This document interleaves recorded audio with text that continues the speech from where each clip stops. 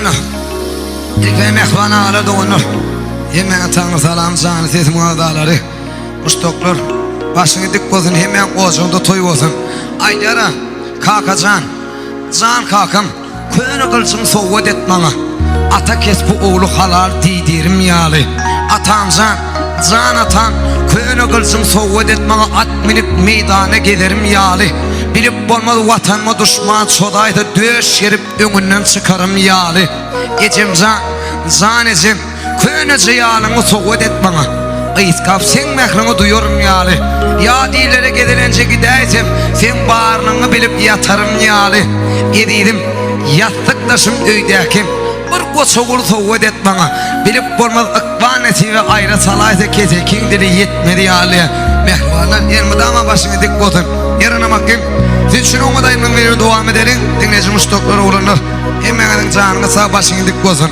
Begir can kanmarcan, batırcan. Sizin hem canına sağ olsun dostlar. Gel bakayım.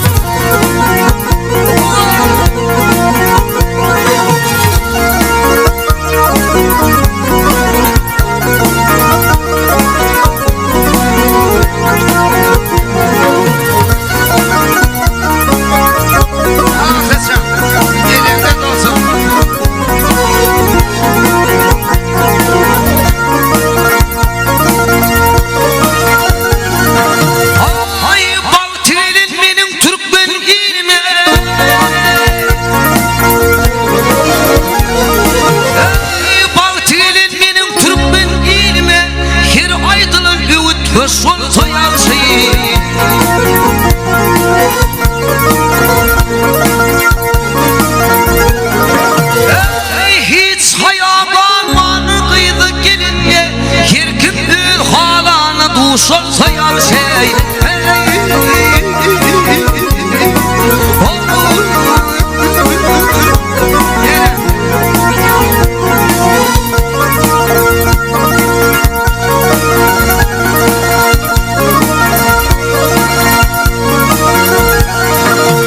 hey namarda sır verme sır ver dostum.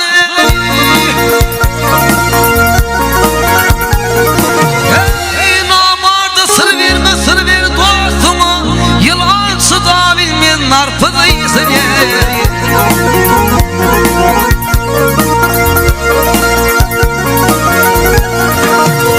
ay bir gün varsın bir binnenin yasın ey.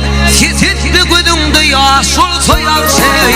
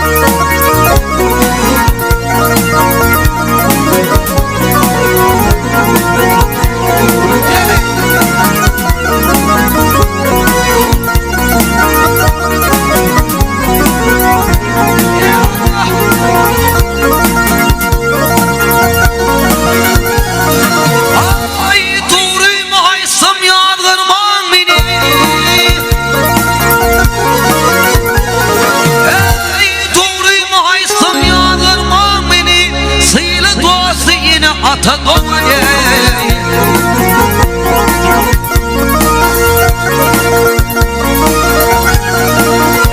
yiğidin başına iş düşününü yiğit yeke olman beş onu soyan şey.